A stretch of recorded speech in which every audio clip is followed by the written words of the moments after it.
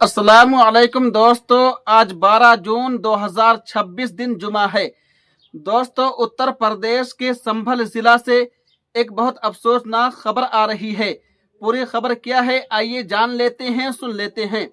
संभल उत्तर प्रदेश में एक मुबैना गैर कानूनी मस्जिद के इन्हिदाम के बाद वहां से आई लव मोहम्मद के पोस्टर और एक सब्ज झंडा मिलने पर तनाज़ो खड़ा हो गया है। पुलिस ने 8 अफराद के खिलाफ मुकदमा दर्ज कर लिया है, जबकि मकामी रुकन पार्लियामान ने कार्रवाई को गैर कानूनी करार देते हुए अदालत जाने का ऐलान किया है।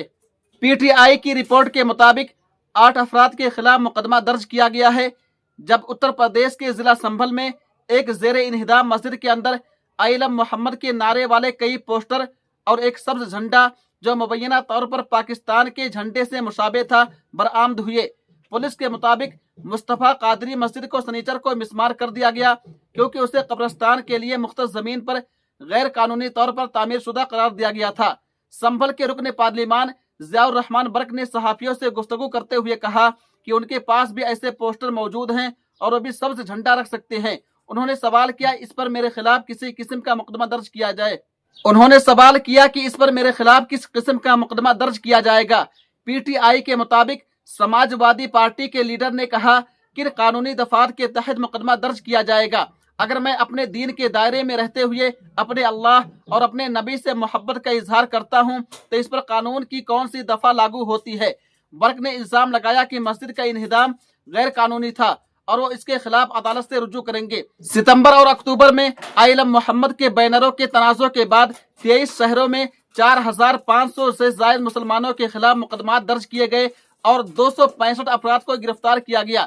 ये मालूमात इंसानी हकूक की तंजीम association for protection of civil rights ने फराहम की। तंजीम ने इल्जाम आयद किया कि जिला बरेली में इन बैनरों के सिलसिले में 25 सितंबर को होने वाले तसादुम के बाद पुलिस ने गैर मुतनासिब कार्रवाई की और इंतजामिया ने मुसलमानों को निशाना बनाया। यह तनाज़ो 4 सितंबर को उस वक्त शुरू हुआ जब उत्तर प्रदेश के कानपुर में ईद मिलादुन नबी सल्लल्लाहु अलैहि वसल्लम के जुलूस के दौरान कुछ मुसलमानों ने आई लव मोहम्मद का बैनर उठाया।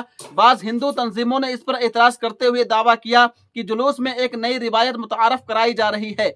उस वक्त पुलिस का मौक़िफ़ था कि मजहबी जलसों में नई रसूमात या रिवायात मुतारफ कराने की इजाज़त नहीं है। इतवार को बर्क ने दावा किया कि संभल में मिसमार की गई मस्जिद तकरीबन 150 साल पुरानी थी और 1995 से ये वक्फ जायदाद के तौर पर दर्ज थी। वक्फ इस्लामी कानून के तहत ऐसी जायदाद या अतिया को कहा जाता है जो मजहबी, तालीमी या फलाही मकासद के लिए वक्फ किया गया हो। एडिशनल सुपरिटेंडेंट ऑफ पुलिस शिमाली कुलदीप सिंह ने कहा कि 8 अफराद, जिनमें मस्जिद का मुतवल्ली भी शामिल है, के खिलाफ अवाम में इंतशार फैलाने वाले बयानात देने के इल्जाम में मुकदमा दर्ज किया गया है और मामले की तहकीकात जारी हैं।